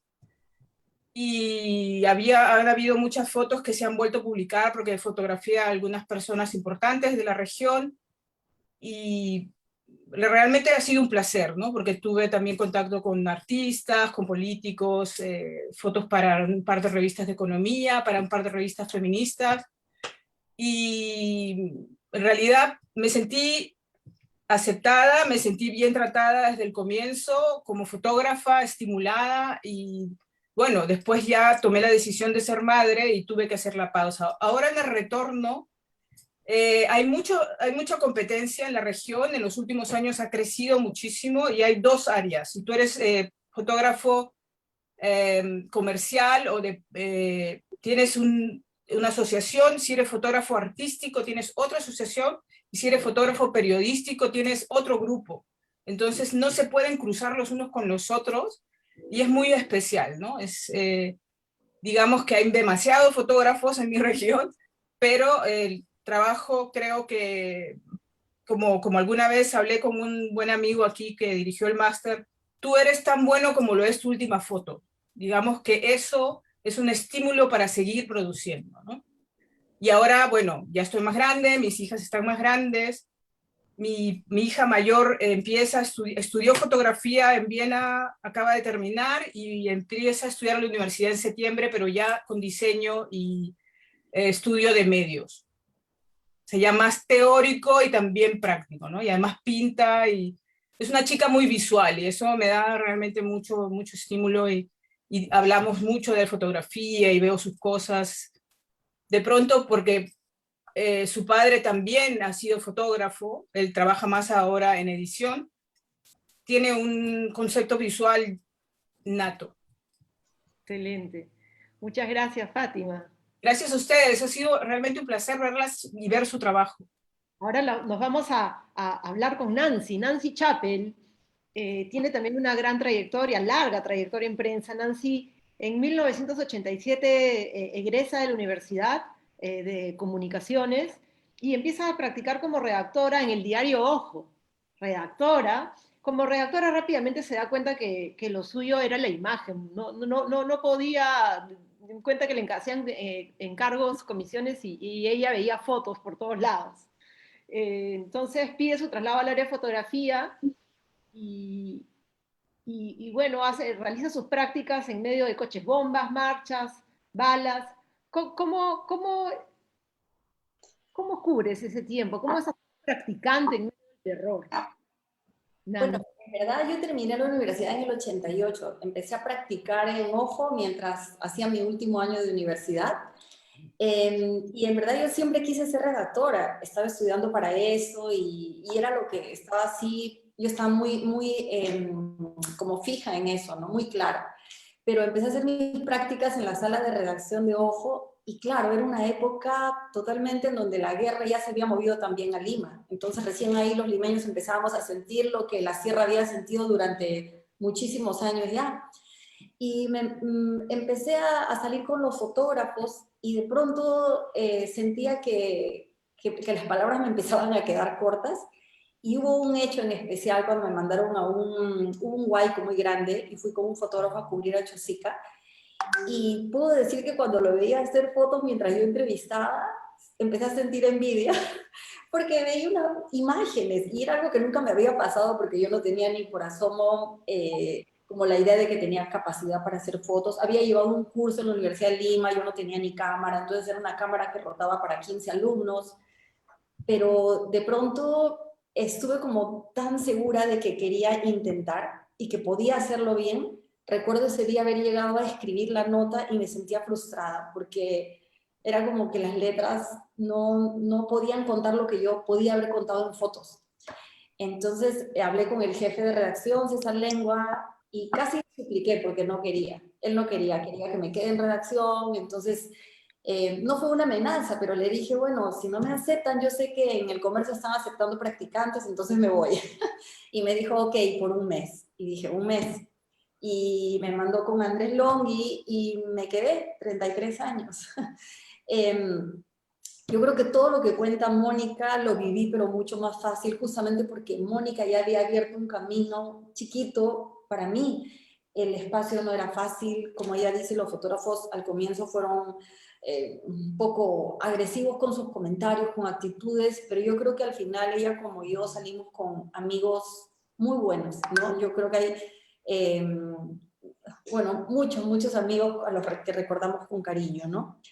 Yo puedo decir que fue con Andrés a quien le debo gran parte de lo que soy como fotógrafa, y a Mónica también, ¿no? Aprendí mucho, y cuando ahora Mónica hablaba de la luz, pueden creer que después de 33 años me acuerdo de a dónde es que aprendí eso, porque Mónica era siempre, ¡ay, la luz! ¿No? Era la luz, qué linda. Y eso es lo que siempre estoy buscando en mis fotos, ¿no? Y yo no, en verdad recién hace 2 años creo que uso un flash y me cuesta mucho porque le quita el ritmo a los retratos, ¿no? Y me encanta la luz de la ventanita, la luz que puedo conseguir, o la poca luz o la mucha luz, ¿no? Nancy, tú tienes un trabajo realizado en Ayacucho post-violencia, post-sendero, digamos. Sí. A la luz, Ayacucho. Lo que pasa es que yo me formé, en verdad, mis prácticas fueron coches bomba, es como lo que ha contado Rocío, ¿no? Los paros armados en donde habían balas, era muy violento, ¿no? Y yo creo que definitivamente eso me marcó como profesional. Entonces, yo no tuve oportunidad de viajar a Ayacucho sino hasta el año 90, que ellos celebran su primera Semana Santa después de que empezó el terrorismo. Y ahí creo que pensé que quería volver a Ayacucho a seguir fotografiando a estas personas, ¿no? Es impactante llegar ahí y ver a los francotiradores, a gente con unos rostros tan sufrientes, y en el poco tiempo que estuve a escuchar historias, pero realmente de terror, fue para mí muy impactante, ¿no? Y yo como limeña y aún siendo periodista, debo decir que había visto todo de una manera tan lejana y me sentí mal, ¿no? Y yo creo que es una cosa que hasta ahora cargamos, o yo cargo, cómo no pudimos tener empatía ni sentir lo que otros sienten, ¿no? Bueno, entonces, bueno, volví a Lima, algo que yo tuve un proceso, ¿no? Siempre quise volver a Ayacucho y durante toda mi carrera, como me formé durante la época de la guerra, siempre tuve esa esperanza y esa convicción de que la fotografía iba a parar la guerra, de que los fotógrafos mostrando imágenes podíamos hacer un cambio, y pasaban los años y todo eso se hizo peor. Y hubo un hecho que no está marcado en ninguna cronología ni en ningún libro probablemente, pero me marcó totalmente a mí en mi vida, ¿no? El último paro armado que hizo Sendero en julio del 92, o sea, meses antes que capturan a Abimael Guzmán, yo estaba en la Avenida Canadá cubriendo el paro armado y nos dicen por esta radio a los fotógrafos, ¿no? ¿Quién está cerca a la Avenida Canadá? Y yo dije, yo estoy en la Avenida Canadá. Y me dicen algo así como, ¿en qué cuadra estás? Y yo le digo algo así como, en la 9. Ok, en la 5 acaban de quemar a un taxista vivo. Porque Sendero pues amenazaba y hacía estas cosas.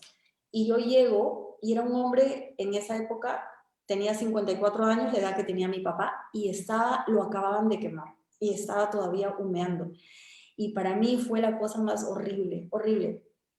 yo me acuerdo que ese día llegué a mi casa y me sentí muy mal y vomité, y en la noche hubo un coche bomba muy cerca de mi casa que voló totalmente la embajada de Bolivia, y ese fue el día en que yo tuve conciencia del miedo de cubrir, porque antes no lo había tenido y quería casi salir corriendo.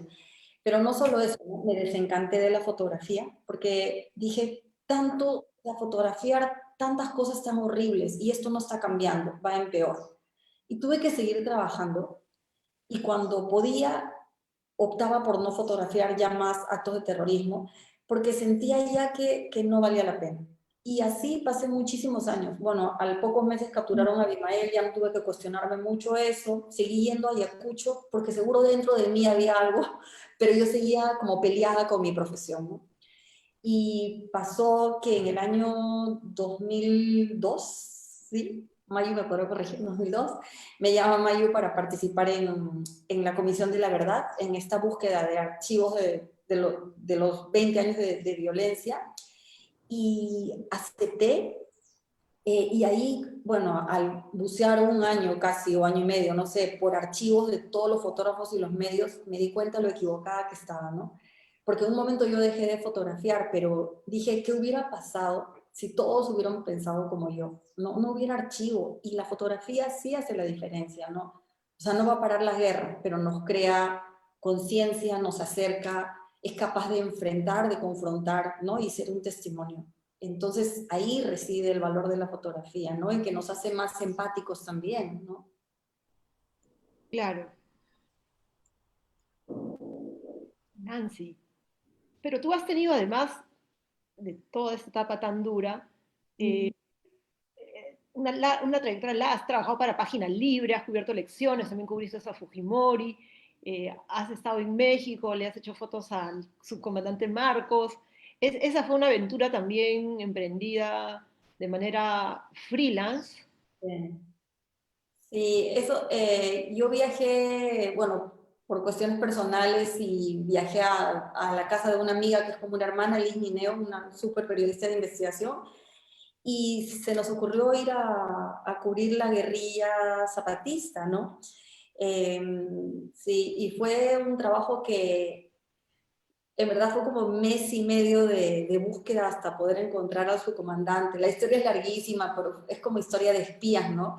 Llegar al DF, yo estaba en Estados Unidos, llegué al DF, el DF, poder hacer contactos con gente de la guerrilla y llegar a San Cristóbal de las Casas, y todo era como muy reunirnos en lugares secretos o dejar cartas en un lugar y después recogerlas para hacer como el pase con los contactos.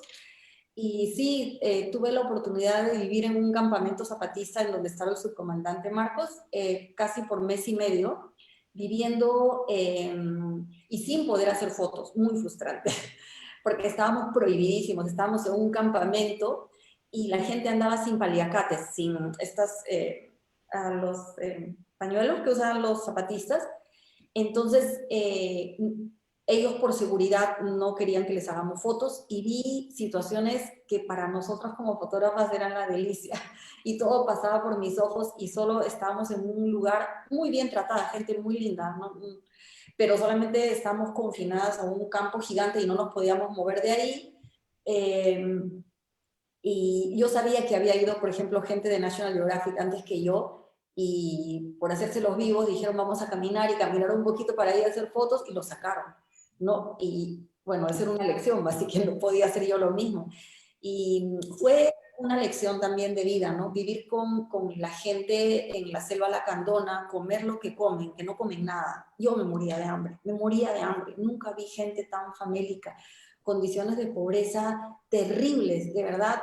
No comíamos nada, yo comía, y eso que como yo era invitada, comía un poquito de atún, pero era un poquito de atún, un poquito de arroz, una tacita de café y tortillas, pero todo era restringido.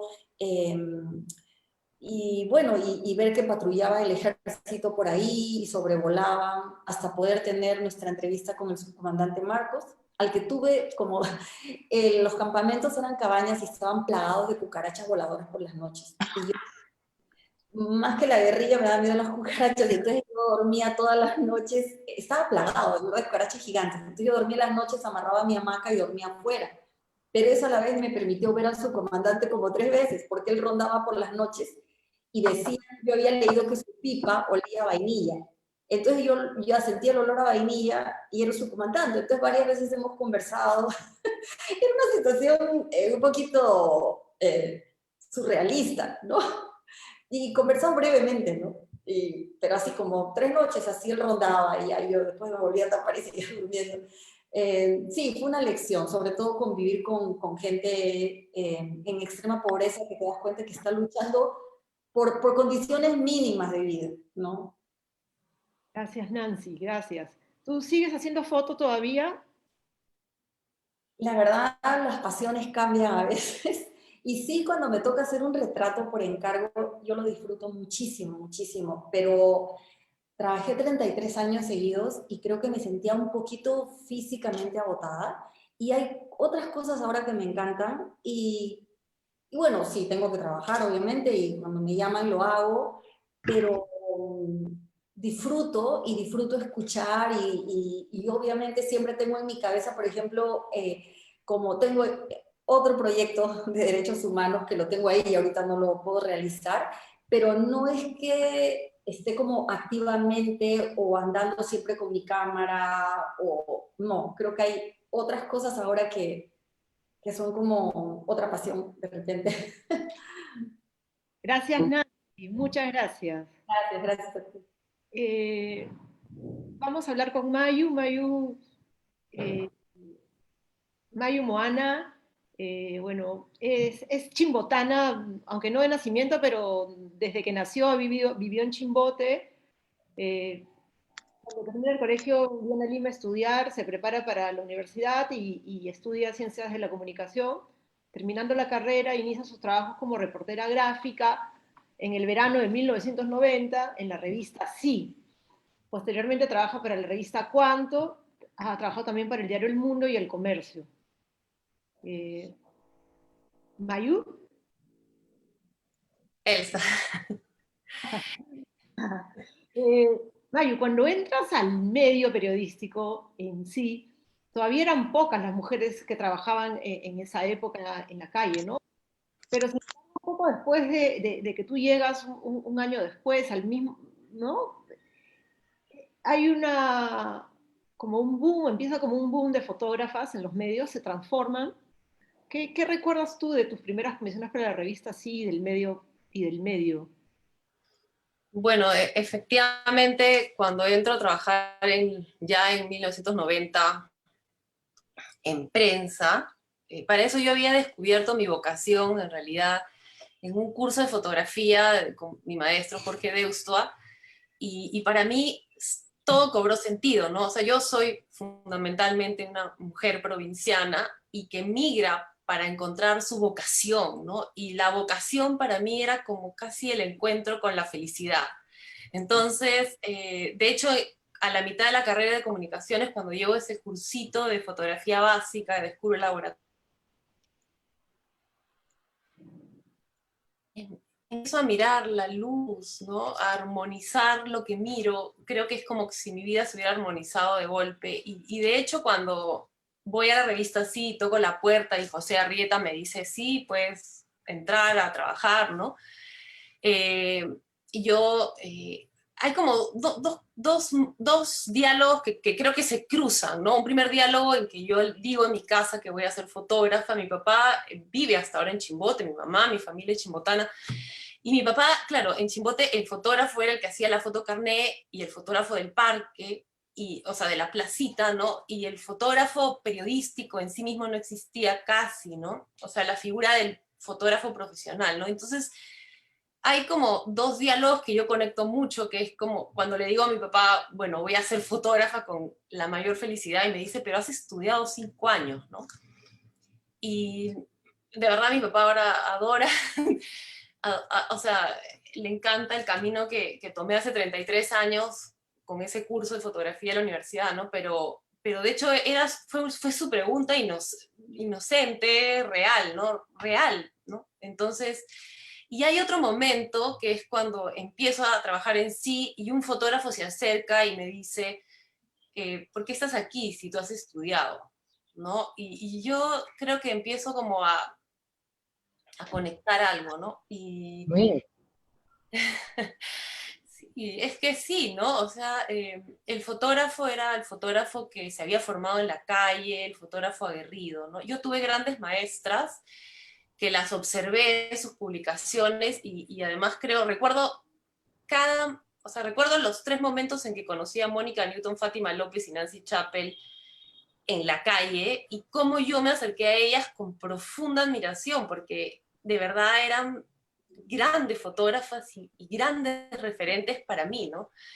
Y luego también esa sensación de tener que demostrar que yo podía ser provinciana, media caída del palto, universitaria, ¿no? Pero podía, ¿no? Entonces sí recuerdo momentos en que me decían, anda, fotografía la chira y métete en la mitad de la chira y fotografía, ¿no? Y yo, por supuesto que sí, ¿no? No se me ocurría, para mí yo tenía que probar que podía, ¿no? Aunque el mes, o sea, las 2 semanas tenía salmonela, me había comido toda la chira.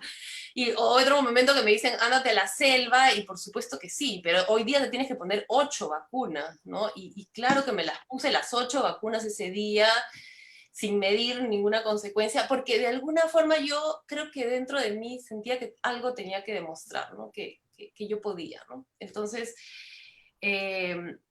para mí la fotografía casi fue mi forma de vida durante muchos años.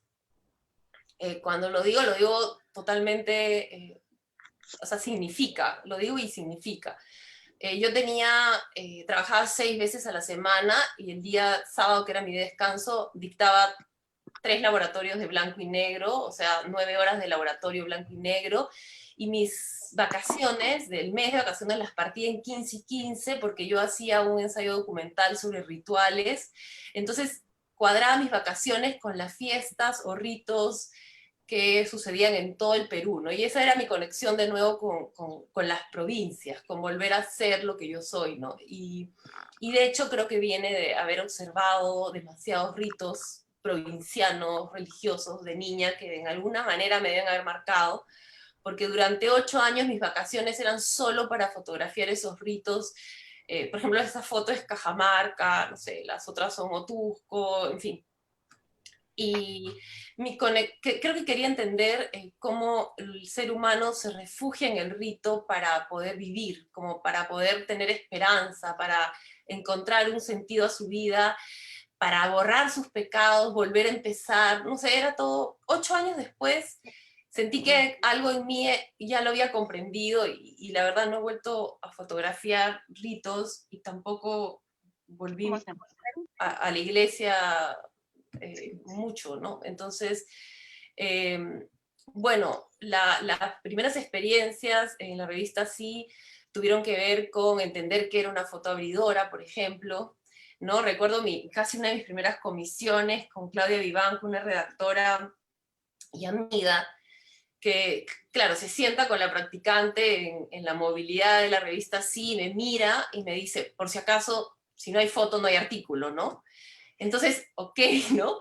Esta cosa de qué es la foto abridora, cuán importante puede ser la foto que te lo cuente todo, la que va a doble página, la que sin necesidad de un título, de una sumilla, de una leyenda y de un texto te cuente todo, ¿no? Y yo creo que por ahí también, quién sabe, empecé a forjar mi pasión de editora gráfica, que sin duda editar mis fotos o las fotos de otros también creo que también es una forma de armonizar la vida y de encontrar sentido a la vida, ¿no? Yo pienso que gracias a la fotografía crecí como ser humano, y lo digo en todos los sentidos, no solo haciendo fotos, sino haciendo luego curaduría. Mayu, estamos viendo tus fotos hechas en la maternidad de Lima, y a mí una de las cosas que me sorprende es que, aunque fueron hechas creo en el año 99, pues podrían ser hechas hace una semana quizás, ¿no? O sea, son fotos sumamente actuales, un drama que se mantiene más vivo que nunca. Esta fue una iniciativa tuya, estabas trabajando en el comercio en aquella época, si no me equivoco. Sí, yo era reportera gráfica del Comercio y, bueno, ser reportero en un periódico te da ciertas licencias o te abre ciertas puertas, o a veces incluso llegas a creer que tienes ciertos poderes, la verdad, porque crees que con el carnet puedes lograr algunas cosas, ¿no? Que es absolutamente falso y no es real, pero no importa, yo lo creía de alguna manera, ¿no? De hecho, yo voy a la maternidad de Lima por una comisión X y creo que es al revés, ¿no? O sea, lo que yo sentí en la maternidad de Lima es lo que me hizo luego pedirle a mi jefa, Ana Cecilia González Vigil, que me permita hacer este reportaje, ¿no? Que me permita ir durante 4 meses, una vez a la semana, a la maternidad, lo cual no es usual, ¿no? Porque siempre el periodismo siempre existe la urgencia del día, ¿no? La cobertura del día. Pero Ana Cecilia era una gran jefa, fue una gran jefa, ¿no? Que abría ese tipo de puertas en ese momento. Y claro, yo la maternidad sin duda tampoco la tenía resuelta porque yo tuve mi hija a los 40 años y yo creo que en parte no tenía espacio, o sea, mi vida era de verdad, mis vacaciones y mis días libres eran seguir siendo fotógrafa y a través de eso crecer, ¿no? O madurar o ser feliz simplemente, porque era eso.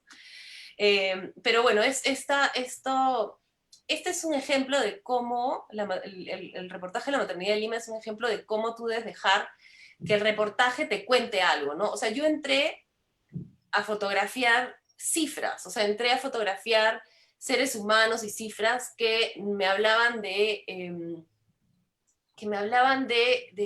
una... Que Perú era uno de los países con mayor índice de embarazo adolescente en Latinoamérica, ¿no? Y que había ahí una problemática.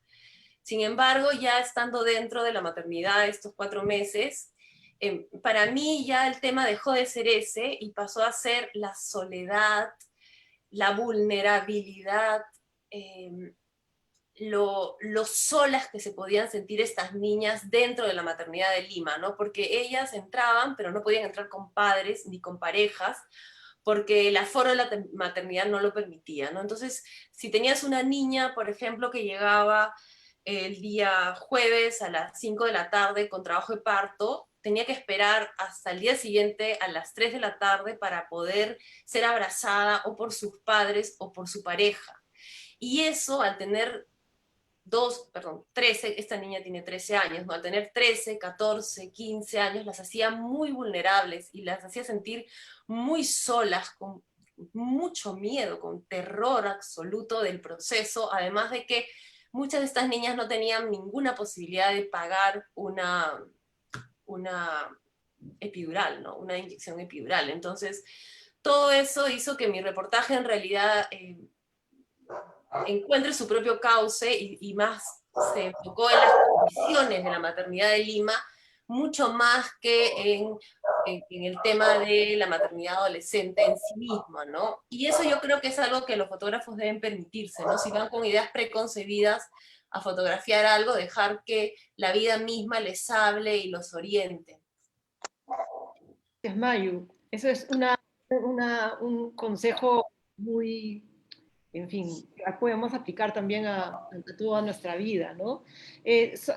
Digamos, para terminar, porque el tiempo en verdad se nos está, ya creo que estamos sobrepasados, lo que pasa es que, claro, cada historia ha sido tan rica, todos han tenido tanto que decir, pero bueno, tú finalmente eres una editora, curadora, estás siempre cerca de la fotografía, aunque no has estado haciendo fotos recientemente, pero tu vínculo con la fotografía pues no ha hecho sino transformarse y crecer, ¿no?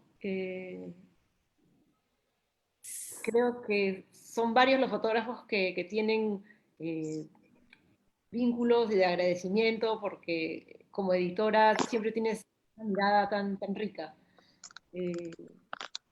No sé si me quieres contar algo más de esa última parte de tu trabajo como curadora. Bueno, un poco siguiendo la línea de este hermoso encuentro, yo no hago fotos ahora, pero siento que hago fotos, o sea, en realidad generalmente cuando, o sea, en varios ámbitos, ¿no? Primero, en la curaduría, cuando miras archivos de 20.000, no sé, 40.000 fotos, o dependiendo, ¿no? Si ya en el mundo digital a veces hasta más, estás todo el tiempo tratando también de, a través de otra mirada, darle forma a esa edición, a esa composición que te narre algo, que te cuente un contenido, ¿no? Y ahora estoy trabajando de museógrafa y yo siento que cuando compongo, pero ya de forma tridimensional, espacial, una sala, estoy en realidad nada más haciendo fotografía, o sea, estoy de verdad editando en la pared, componiendo en la pared. Cuando ilumino las piezas del museo, yo estoy simplemente siendo fotógrafa, ¿no? Entonces, cuando camino, estoy haciendo fotos con la cabeza, o sea, yo creo que en realidad no, nunca dejamos de ser fotógrafos. Yo no quiero cerrar esto sin antes preguntarles si hay algo que alguno de ustedes quiera decir. Nos hemos ido de largo, nosotros pensamos que íbamos a estar 1 hora y pico y ya van a ser casi 2 horas. Pero les estoy muy agradecida. Ojalá que el próximo año podamos repetir esto. Creo que hay fotógrafas que vinieron luego, en los 90 hubo un gran boom de fotógrafas más jóvenes que ahora mismo o ya no están en medios tampoco. O hay ahí una, como lo dijo José al principio, ¿no? Hoy día la presencia femenina ha dejado vacíos en el medio.